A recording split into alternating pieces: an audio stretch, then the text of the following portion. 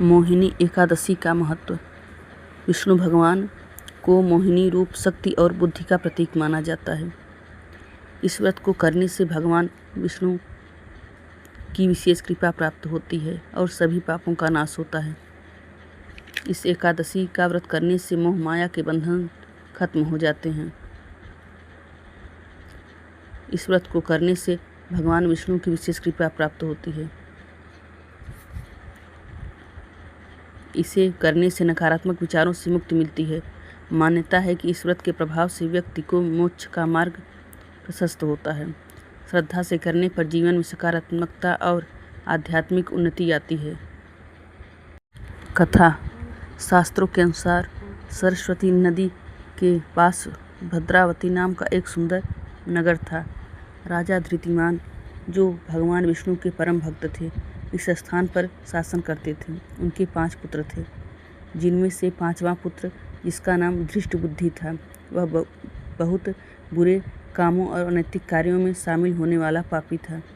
यह सब देखकर राजा धृष्टिमान ने धृष्टबुद्धि का त्याग कर दिया। जीवित रहने के लिए वह डकैती के कृत्यों में शामिल हो गया। परिणाम स्वरूप उसे राज्य से बाहर निकाल दिया गया। धृष्टबुद्धि एक जंगल में रहने लगा। एक बार वह जंगल में भटक रहा था तो वह ऋषि कौंडिन्य के आश्रम में पहुंचा। यह वैशाख मास का समय था और ऋषि स्नान कर रहे थे। कुछ बूंद निकल गई और धृष्टबुद्धि पर पड़ गई। इस वजह से धृष्टबुद्धि ने आत्म साक्षात्कार और अच्छी भावना को प्राप्त किया और इस तरह उसने अपने सभी अनैतिक कार्यों पर पछतावा किया। उसने ऋषि को अपने पिछले पापों और बुरे कर्मों से मुक्ति के मार्ग की तरफ जाने के लिए मार्गदर्शन करने का अनुरोध किया।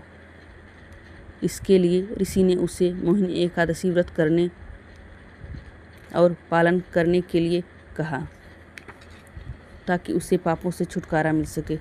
एकादशी के दिन धृष्टबुद्धि ने पूरी श्रद्धा के साथ एकादशी व्रत रखा। व्रत के प्रभाव से उसके सभी पाप धुल गए और वह विष्णु लोक में पहुंच गया।